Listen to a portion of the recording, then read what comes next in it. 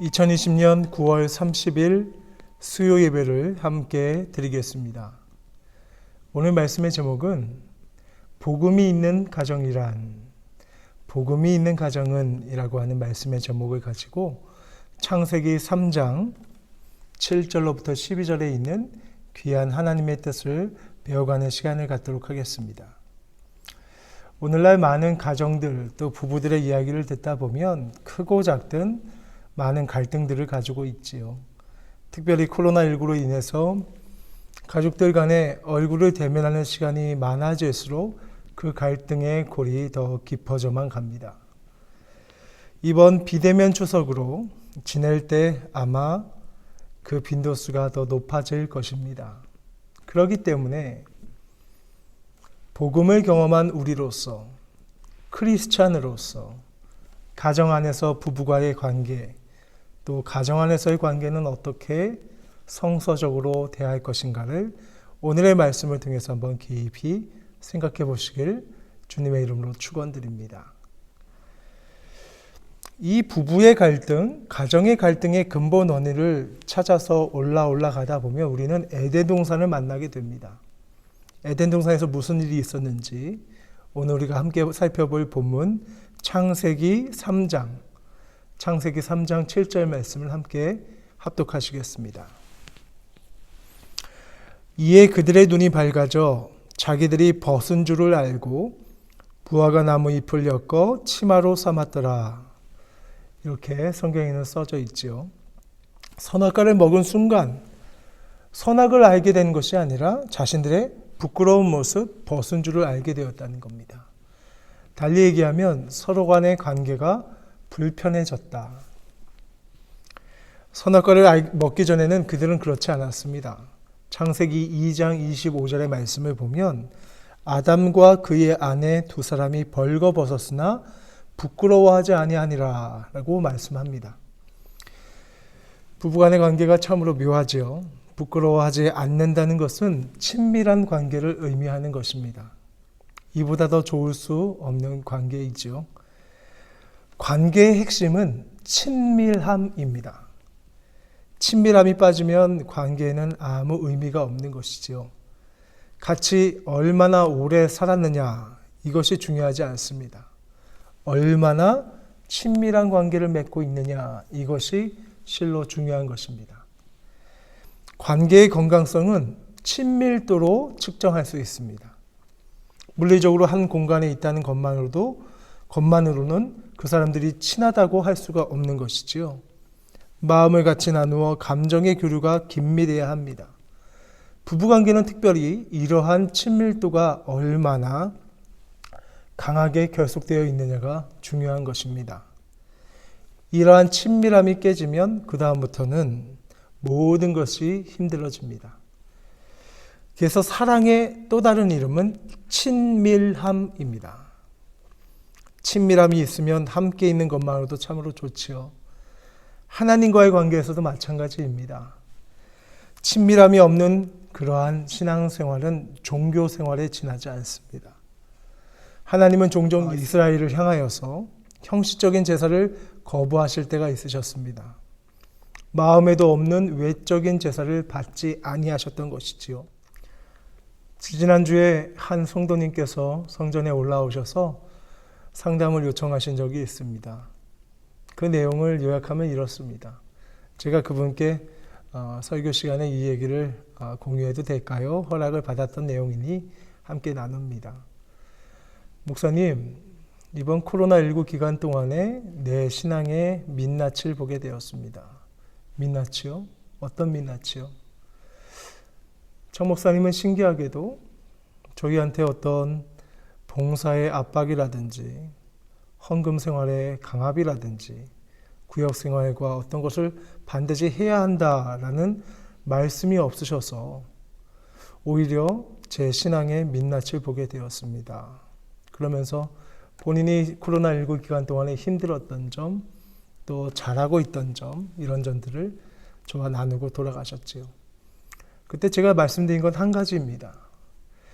복음의 자유를 경험하되 복음의 방종이어서는 안 됩니다. 이 말씀을 드렸던 기억이 있습니다.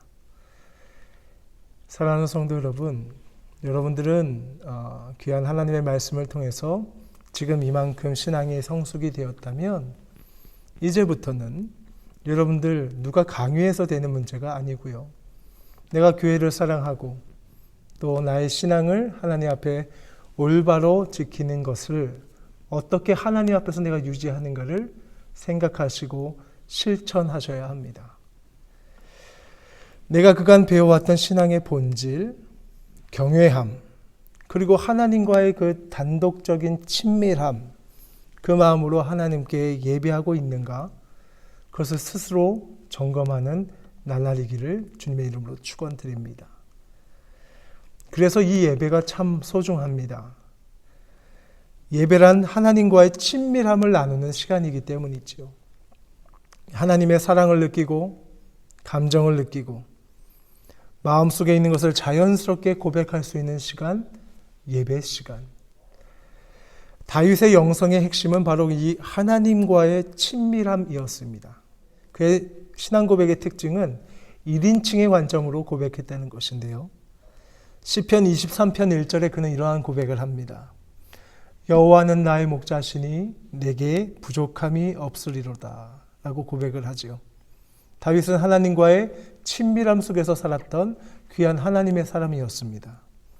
문제는 죄라고 하는 것이 그와 하나님과의 이 친밀함을 깨뜨려 버리게 되는 것이죠.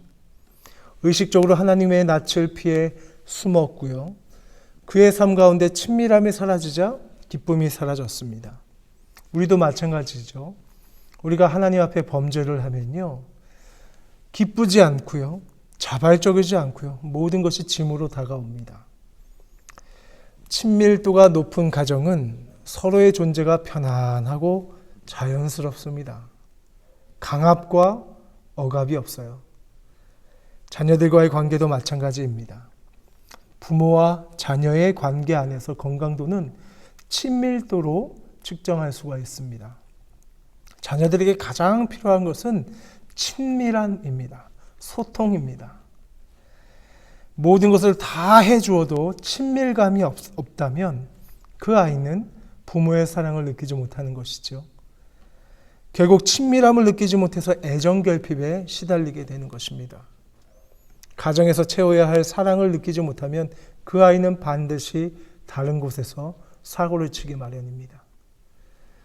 하나님은 부부의 관계 안에서 참된 친밀감을 느끼도록 디자인하셨습니다. 그러나 아담과 하와가 죄를 범한 그 순간부터 서로의 관계 안에는 불편함, 죄, 두려움이 찾아왔습니다. 두려움은 친밀감으로부터 멀어지게 만들지요. 부부 사이에는 다른 그 어떤 것도 끼어들어서는 안 되는데 죄가 그러한 두려움과 멀어짐을 만들어냅니다. 그런데 이러한 친밀감은요, 어느 한순간에 만들어지는 것이 아닙니다. 부부는 세월을 두고 조금씩 쌓아가야 합니다. 살아가는 동안에 많은 경험을 하는데 특별히 슬픔과 기쁨의 순간을 함께하고 공유하면서 그 친밀감이 깊어져 가지요. 특별히 어려운 시간을 함께할 때 그 친밀감은 더욱더 깊어집니다. 왜 우리가 주님에게 친밀감을 느낍니까? 왜냐하면 우리를 위해 직접 고난을 경험하신 분이시고 우리가 고난의 손에 있을 때 가장 가까이 다가오시는 분이 예수 그리스도시기 때문입니다. 우리의 하나님은, 우리 예수님은 무정한 신, 감정이 없는 신이 아니십니다. 십자가를 통해 우리가 느낄 수 있는 모든 질고와 고난을 이미 경험하신 분이시기 때문에 그분에게 우리의 마음이 열리게 되는 것이지요. 현대인들은 친밀감을 누릴 수 있는, 나눌 수 있는 상대가 많이 부족하다고 합니다. 모두가 외로움에 떨고 있죠. 유능한데 외롭고요. 높은 자리에 있는데 외롭습니다. 분명히 내 수중에는 3만 원, 만 원, 5만 원, 내가 먹고 싶은 걸 사 먹을 수 있는 돈이 있음에도 불구하고 외롭습니다. 문제는 결혼을 했음에도 불구하고 외롭다는 것이지요. 친밀함은 홀로 만들어지는 것이 아니라 쌍방에 의해서 만들어집니다. 저절로 만들어지는 것이 아니라 서로에게 깊은 관심을 가져야 합니다. 친밀해지려면요, 에너지가 필요해요. 배우자의 생일이나 결혼기념일을 기록해 주는 것. 남자들이 결혼기념일을 종종 까먹지요. 놓칠 때가 있습니다. 힘들지만 노력해야 합니다. 배우자가 무엇을 필요로 하는지, 왜 힘들어 하는지를 알아야 합니다. 자칫하면 친밀함이 얼마든지 깨질 수 있기 때문입니다. 친밀함이 사라진 가정들을 보면요, 불행합니다. 사랑을 회복한다는 것은요, 여러분, 친밀함을 회복하는 것입니다. 그리스도가 우리에게 보여주신 모범은요, 하나님과의 친밀함이었습니다. 십자가로 둘로 갈라진 관계를 하나 되게 하셨던 분, 예수 그리스도. 친밀함이 깨졌을 때의 증상 중 하나는 다른 사람의 탓으로 돌리는 것입니다. 오늘 본문 12절에 아담은 이렇게 얘기합니다. 아담이 이르되 하나님이 주셔서 나와 함께 있게 하신 여자, 그가 그 나무 열매를 내게 주었으므로 내가 먹었나이다. 남을 탓하는 모습을 보이죠. 이것은 친밀함을 깨는 아주 위험한 행동입니다. 아담은 하와에게, 하와는 뱀에게 책임을 점점 넘겨버리죠. 불행한 가정은 어떤 문제가 터졌을 때 서로에게 책임을 전가합니다. 부부관계 안에서 서로의 책임을 떠넘기면 답이 없죠. 건강한 가정은 어떤 문제가 생겼을 때 서로 책임을 지려고 합니다. 내가 부족해서 그랬어. 미안해. 내가 좀 더 신경 써야 했는데 당신 미안해. 내가 더 기도를 하지 못해서 미안해. 그렇게 서로 책임을 지려고 해야 건강한 가정이 되는 것입니다. 사랑의 다른 말은 책임입니다. 책임을 지는 것이 사랑입니다. 이기적인 사람은요, 책임을 지지 않습니다. 가정에서 남편이 져야 할 책임이 있고 아내가 져야 할 책임이 있습니다. 남편이 아내의 머리가 된다는 것은, 이 말씀이 써 있는 에베소서의 말씀은 책임의 원리를 이야기하는 것이지 남자가 여자보다 위에 있다, 이 말씀이 결단코 아닙니다. 어떤 사람은 힘들다고 해서 자녀를 부양하지 않고 멀리 떠나버립니다. 가족들을 방치하죠. 아내도 남편의 필요를 채워줘야 하는 그러한 책임이 있는 배필입니다. 각자에게 지워진 책임은 결단코 가벼운 것이 아니지요. 가정 안에서의 부부는 서로에 대해서 책임을 지는 것보다 더 소중한 것은 없습니다. 다른 무엇보다 가정에 대한 책임을 져야 합니다. 성경에 나오는 아담과 하와는 이 오리발의 원조이지요. 그래서 아담의 후예들은 남을 탓하는 일에 전문가입니다. 어디든지 가보십시오. 힘들어지면 내 탓이라고 하는 사람이 별로 없습니다. 끝까지 손가락질하면서 저 사람 탓이라 그러고, 저 사람 때문에 이 모양 이 꼴이 됐다고 서로 손가락질을 하죠. 그러면서부터 인간관계가 꼬이기 시작하는 것입니다. 문제의 책임은 나로부터 시작해야 합니다. 나 때문에 그렇지. 성숙한 자의 특징은요, 책임을 지는 태도입니다. 책임을 진다는 것은요, 상당히 어려운 일입니다. 왜냐하면 희생이라고 하는 대가를 치러야 하기 때문이죠. 때로는 그 대가가 아주 혹독하리만큼 손해를 봐야 하고 어려운 책임이 따르기도 합니다. 누군가가 저에게 결혼 적령기가 언제냐라고 물어본다면 저는 이렇게 대답하겠습니다. 나이에 상관없이 서로에 대해서 책임을 지려고 하는 태도를 가질 때, 그때가 결혼 적령기입니다. 문제를 늘 남에게 떠맡기고 어려움이 오면 피해버리는 그런 태도를 가진 사람이라면 결혼하지 말아야 하고요. 그 사람이 결혼하면 위험합니다. 가정이라고 하는 학교에서 성숙이라고 하는 과목을 향해 서로 도와야 할 책임이 따릅니다.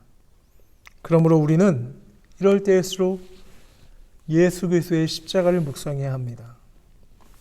우리 예수님은요, 누구의 탓을 하기보다는 모든 사람의 죄를 자신에게로 전가, 대신 짊어지셨습니다. 인간의 죄를 당신이 지은 것처럼 모두 짊어지셨습니다. 마치 모든 것이 당신의 탓인 것처럼 저 십자가에 모두 안고 오르셨습니다. 생명의 역사가 놀랍게도 바로 책임, 여기에서부터 시작이 됩니다. 모두 누군가에게 손가락질을 할 때 예수님은 그 손가락질을 향하여 스스로에게 돌리셨고 그것을 죄의 전가라고 합니다. 어느 책의 내용에 이런 내용이 나와요. 노아의 홍수가 끝나고 나서 무지개가 생겼지 않습니까? 그 활이 휘어진 방향이 하늘을 향해 있다. 하늘을 향해 있다. 인류의 죄에 대한 심판의 화살을 하나님 당신에게, 스스로에게 겨누고 있는 모습, 누구를 탓하기보다 당신이 대신하여 죽으시려고 작정하신 것, 이것이 복음입니다. 하나님과의 친밀감, 그리고 책임, 사랑, 복음 같은 단어이지요. 가정이 살려면요, 상대 탓이 아니라 내 탓이라고 해야 합니다. 서로 내 탓이라고 하는 가정은요, 다시 살아나고 부흥합니다. 힘들 때일수록 서로 더 무거운 짐을 대신 지려고 한다면 어떤 문제든지 해결할 수 있습니다. 그런데 아담은 하와에게 죄를 전가했습니다. 그러나 우리 예수 그리스도는 인간의 죄를 자신에게 전가하고 십자가에 죽으셨습니다. 주님은 우리를 사랑한다고만 말씀하지 않으셨습니다. 사랑하시기에 십자가에 죽으심으로 증명해내셨습니다. 이것이 진정한 책임 있는 사랑입니다. 선악과를 그들이 따먹은 이후에 한 첫 번째 행동이 무엇이지요? 바로 치마를 만들어 입은 것이었습니다. 수치심으로 인한 인간의 가림의 역사가 시작이 되었습니다. 몸을 옷으로 가리기 시작한 것으로부터 불행은 더 깊어졌습니다. 숨길 것이 아니라 솔직히 자신의 죄와 자신의 부끄러움을 드러내고 도움을 구하면 살 수 있었습니다. 그런데 부부관계 안에서 숨기는 것들이 많으면 많을수록 그 관계는 틀어지기 시작합니다. 어떻게 가립니까? 가리지 못해요. 그 거짓말을 가리기 위해서 또 다른 거짓말, 자기 정당화를 시작하다가 도저히 돌이킬 수 없는 상황에서 뻥 하고 문제가 터지죠. 교회에서는 충성된 사람이지만 깊은 곳을 들여다보면 가정에서 죄에 덮여져 있는 사람들이 의외로 많이 있습니다. 일종의 위장술인 것이죠. 신앙의 이름으로 여러분 종교 생활을 해서는 안 됩니다. 자신의 모습을 종교의 옷으로 가리려고만 해서는 안 되는 것이죠. 더욱더 종교적인 열심을 다하면 다할수록 그 괴리는 커져 점점 주님과 멀어지게 되는 그런 상황. 혹시 이 말씀을 듣고 있는 가정에 그런 모습이 있다면 이제는 변화하셔야 합니다. 예수님의 시대의 바리새인들이 그러했습니다. 자신의 의의 옷을 입을 때 자신의 죄는 안 보이고 상대방의 죄가 더욱더 선명히 보이는 일. 갈수록 자신의 약점을 감추는 기술이 탁월해지는 사람들. 결국 바리새인들은 자신의 의로움을 부각시키고 상대의 약점을 드러내는 일에 열심을 냅니다. 자신의 정당성을 확보하기 위해서 혈안이 되어 있었죠. 문제가 많을수록 더욱 그럴듯해 보이려고 애를 쓰는 사람들. 비판을 잘하는 사람들일수록요, 잘 보면 자기 방어적입니다. 자기 안에 더 큰 죄가 숨겨져 있기 때문에 더 남에게 화살을 쏘며 그렇게 비판하는 것이죠. 그때 우리는 침묵하며 남을 비판하기보다는 십자가 앞에 나가야 합니다. 십자가 앞에 우리의 모습을 완전히 발가 벗겨야 합니다. 십자가 앞에서는 그 어떤 누구도 자기 자신을 감출 수가 없습니다. 십자가는 우리가 얼마나 큰 죄인인가를 밝히 드러내지요. 거기서조차 우리가 감추면 살아날 수 있는 방법이 전혀 없습니다. 십자가 앞에 나아가서 내가 죄인임을 솔직하게 고백해야 하고 내 죄를 모두 다 노출시켜야 합니다. 십자가 앞에서 정직해야 사는 것이고 숨기면 죽게 됩니다. 부부관계가 친밀해지려고 하면 답은 정직함입니다. 가면을 벗어야 하고요. 부부가 각자 비밀창고를 하나씩 꿰차기 시작하면서부터는 어떠한 폭탄을 안고 사는 것과 다름이 없습니다. 함께 살지만 점점 담은 깊어져 가고요. 평소에 마음속에 숨겨놨던 것을 솔직하게 이야기 나누는 시간을 이번 추석 한가위 때는 한번 가져보시길 바랍니다. 힘들면 힘들다고 솔직하게 말씀하십시오. 거짓말을 했으면 거짓말을 했다고 고백하십시오. 괜히 자신의 실수를 다른 것으로 덮으려고 해서는 절대로 되지 않습니다. 어떤 사람은 괜히 분노와 폭력으로 그것을 덮으려고 합니다. 괜히 화를 벌컥 낸다면 무엇인가 그 사람이 숨기고 있을 확률이 높습니다. 부부 사이에 무엇인가를 숨길 수 있다고 생각하십니까? 모든 것은 만일하에 드러나게 되어 있습니다. 같이 살다 보면 배우자의 감정까지도 아내와 남편은 읽어내죠. 남편이 무엇을 숨기고 있는지, 무엇에 마음을 뺏기고 있는지 아내는 대번 알아냅니다. 바깥에서는 얼마든지 연극을 할 수 있습니다. 교회에서도 마찬가지예요. 목사님의 눈 속일 수 있습니다. 하지만 집에서는 그러한 연극이 통하지 않습니다. 숨기는 것이 있으면 반드시 틈이 벌어지고요. 마귀는 그 틈을 이용해서 숨기는 것을 사용합니다. 죄를 짓는 순간 자꾸 안전거리를 두게 만들고 나도 모르는 사이에 상대로부터 마음이 멀어지고요. 이럴 때 필요한 것, 십자가 앞에 나아가는 그 용기, 자신을 드러내고자 하는 용기, 마음을 열고요. 결국 드러날 것을 미리 드러내는 것이 현명한 일입니다. 부부관계 속에서 가장 무서운 것이 있다면 의심입니다. 신뢰가 깨어지면 다시 쌓는데 아주 오랜 시간이 걸리죠. 솔직해지는 순간 많은 어려움이 닥칠 수 있어요. 솔직해지기 위해서는 복음 안에서 서로를 위해 열린 태도를 보여야 합니다. 복음이 없는 가정은요, 그렇게 시작되면 폭로전이 벌어지죠.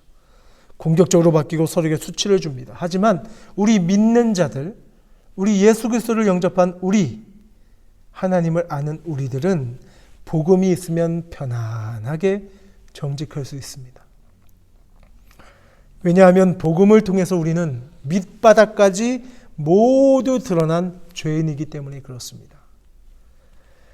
우리는 내가 얼마나 죄인인지 충분히 보았습니다. 십자가 앞에서 깨어진 사람들은요, 더 이상 허접한 것으로 자신을 포장하고 감추지 않습니다. 그런데 아직까지도 그 허세와 자신의 위대함과 자신의 공로를 드러내기 위해서 감추고 감추다, 그것이 자신의 외투가 되고 자신의 살갗이 되어버린 사람들이 있습니다. 약점을 그대로 인정하고 상대가 그것을 고백할 때 용서하고 품어주는 문화가, 이러한 복음으로 자유된 문화가 우리 가정에서부터 시작되어야 합니다.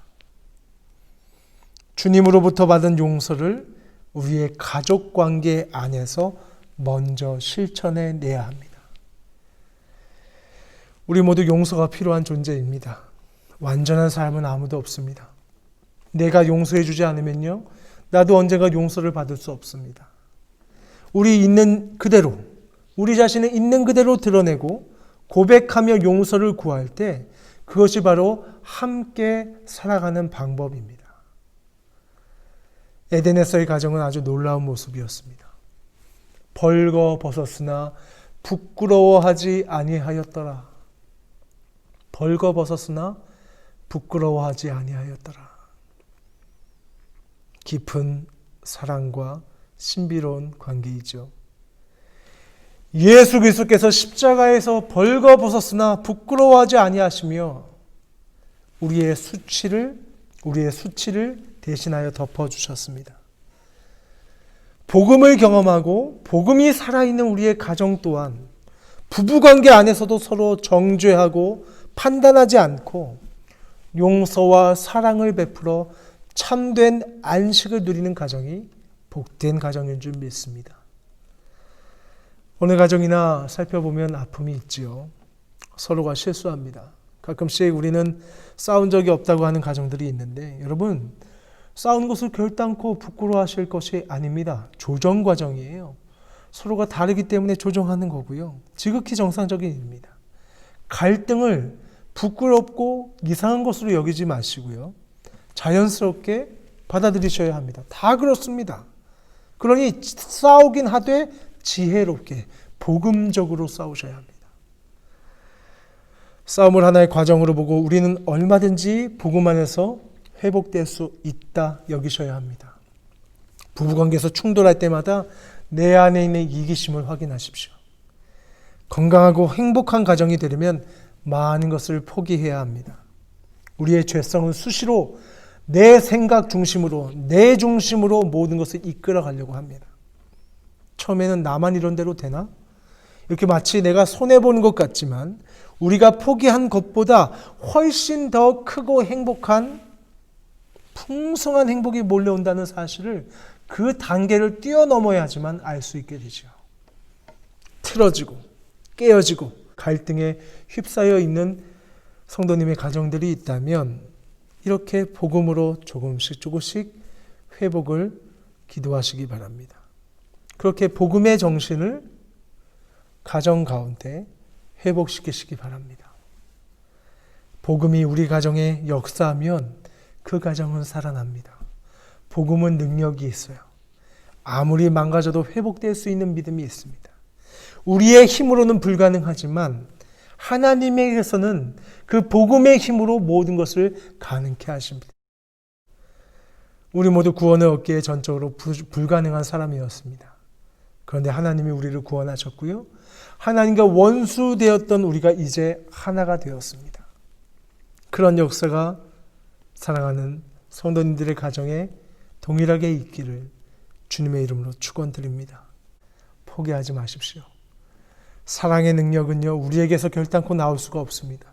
우리에게 사랑이 있나요? 없어요. 우리에게서 사랑이 나오지 않습니다. 하나님께서 우리에게 베푸신 사랑을 기억하여 십자가를 통하여 생 것의 상대를 보지 아니하고 십자가를 통하여 그 사람의 죄성을 이해하면서 볼 때 비로소 그 복음의 회복이 우리 가정에 임합니다. 하나님의 사랑이 내 안에 충만해지면 다른 사람을 사랑하는 것 어렵지 않습니다. 사랑의 에너지가 복음 안에서 흘러넘친다는 사실을 여러분 기억하십시오. 내가 하려고 하지 말고 하나님이 내 안에서 일하도록 하십시오. 예수의 복음으로 치유된 부부관계, 그러한 복음의 정신이 살아있는 가정, 그러한 가정을 꿈꾸시는 2020년 비대면 추석 한가위 가정이 되시길 주님의 이름으로 축원드립니다. 그렇게 복음으로 회복된 부부관계, 복음으로 회복된 가정의 관계, 그 사랑을 자녀에게 보여주십시오. 그 사랑에서 나오는 에너지로 교회에서 봉사하고 이웃을 사랑하시기 바랍니다. 마지막 날까지 우리 가정을 향한 하나님의 기가 막힌 계획, 그 계획을 깨닫고 실천하고 누리고 흘려보내는 역사가 오늘 이 말씀을 함께 나누는 모든 성도들의 가정 가운데 임하시길 주님의 이름으로 축원드리겠습니다. 축도함으로 예배를 마칩니다. 이제는 우리 구주 예수 그리스도의 보혈에 의한 십자가의 은혜와 성부 하나님의 우리를 향한 그 선하신 사랑하심과 우리 안에 내주하사 우리의 구원과 소망의 성취를 이루시는 성령님의 은혜가 오늘 이 자리에 복음이 우리의 가정 안에서 역사하기를 소망하는 모든 주의 백성들의 머리머리 위에 이제부터 영원까지 함께 있을지어다.